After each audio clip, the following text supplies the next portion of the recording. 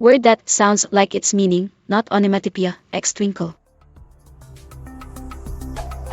What I am looking for is a word that describes words that are read with a sound representative of their connotation. To my understanding, this would differ from an onomatopoeia in that onomatopoeias deal with the denotation of a word. This is hard for me to explain, also hard to Google, so I am going to give some examples. Twinkle, sludge, bell, splash. This might just be an onomatopoeia. These words sound like the things they mean when spoken without explicitly meaning their sound.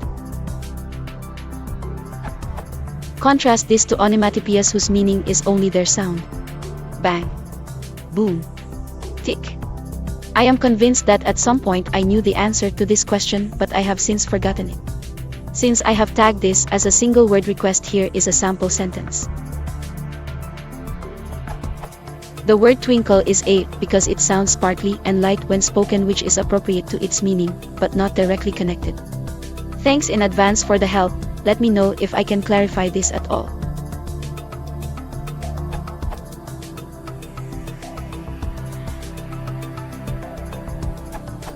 I believe you could say that these words are phon, a, esthemic.1. Several two of the words you are describing feature phon, a, estheme3, which contributes to your sense that their meaning is somehow reflected in their sound.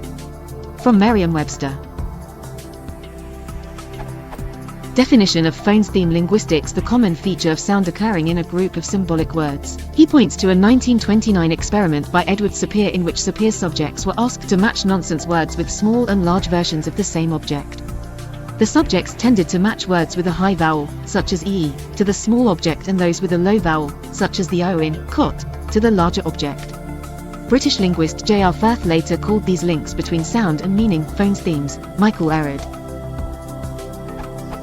A ThoughtCo article by Richard Nordquist offers a more straightforward definition. A phone's theme is a particular sound or sound sequence that, at least in a general way, suggests a certain meaning. The adjective form is phonesthemic. So you could say, the word twinkle is phon, a, esthemic because it contains sounds that are associated with sudden or repetitive motion and smallness, so it sounds sparkly and light when spoken, which is appropriate to its meaning, but not directly connected. One for those who still aren't sure about this phenomenon, Terry Pratchett explains it better than I can, though it seems he wasn't aware of any common word for it. Glint, glisten, glitter, gleam. Tiffany thought a lot about words, in the long hours of churning butter. Onomatopoeic, she'd discovered in the dictionary, meant words that sounded like the noise of the thing they were describing, like cuckoo. But she thought there should be a word meaning a word that sounds like the noise a thing would make if that thing made a noise, even though, actually, it doesn't, but would if it did. Glint, for example. If light made a noise as it reflected off a distant window, it'd go glint, and the light of tinsel, all those little glints chiming together, would make a noise like glitter glitter. Gleam was a clean, smooth noise from a surface that intended to shine all day. And glisten was the soft, almost greasy sound of something rich and oily. 2. Wikipedia includes sludge in its examples of phonesthemic words. SL words are one of the classic English phone's theme examples. Along with GL-SL, words are often pejorative and or slippery, and sludge fits both, and twinkle also appears on some lists, both for the TW start and LR end. Splash does have onomatopoeic features, but it also appears on lists with other liquidy SPL words like splat and splutter. I'm not sure whether bell contains any phonesthemic features. 3. These sounds are also sometimes called submorphemes, because they seem to carry some meaning even though they don't reach the level of a morpheme, or word affinities. They are related to ideophones and fall under the more general heading of sound symbolism. Phon, a, aesthesia, phonosemantics, an area of expertise for L&U's own John Lawler. There seems to be a continuing debate about whether the meaning that attaches to the various sounds is always language-specific. Some dictionaries specifically define the phenomenon as a result of having a large number of related words in a language that share the sound, or if there is some inherent, universal connection between some of the sounds and human perception of their connotations. But either way, I believe this describes the experience described in the question.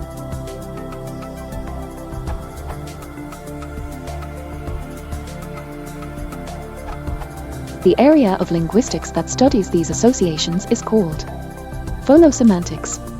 De Saussure was the first to really explicitly remark on the arbitrariness of the connection between sound and meaning. And this arbitrariness is a hallmark of language. But language is so large that there is room enough for some very small piece of non-arbitrariness. In many languages there are sound clusters that are not full words or even affixes, but they still appear in a number of words, giving those words some vague common meaning. For example, glitter, gleam, glow. All have something to do with light. This is related to their Bubakiki effect. Where across many very unrelated languages, there seems to be an association with particular sounds common to those languages and non-linguistic shapes. For example, experimentally it has been shown that the nonsense word a boober is more often associated with a smooth round object and a kiki with a spiky object.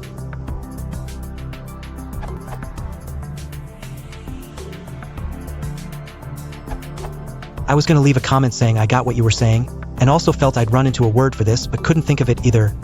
I wouldn't leave such a comment normally, except that so many others were disagreeing with the very premise of your question. Then what do you know, the Wikipedia page for phonosemantics has this among the see also links. This URL. I'm not 100% certain it's the word I was thinking of, but it could be.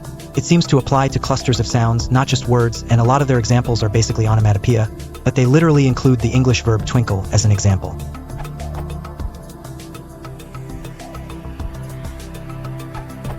Maybe autological?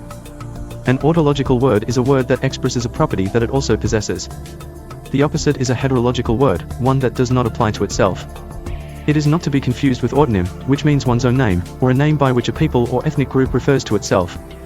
Wikipedia.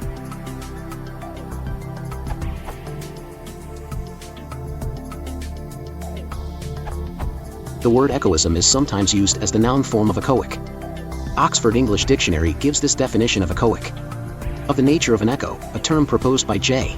H. Murray and used in this dictionary to describe formations which echo the sound which they are intended to denote or symbolize. Having said that, it is worth noting that there is not really a strong distinction between echoic and onomatopoeic. The latter word is cross-referenced to echoic in the OED, and echoism is a rare term.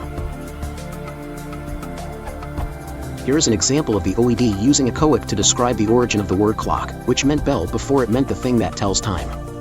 Wherever it actually arose, it was probably echoic, imitating the rattling made by the early handbells of sheet iron and quadrilateral shape, rather than the ringing of the cast circular bell of later date. The relation of the rare Old English clock, c, ge to the other forms, which agree generally with the types clock, clocka, is obscure.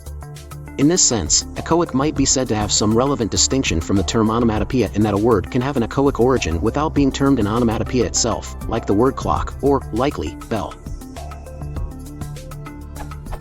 The origin of sludge appears to be unknown, and twinkle is traced to Old English twinklian. Other senses of the word twinkle that refer to sound are described as echoic.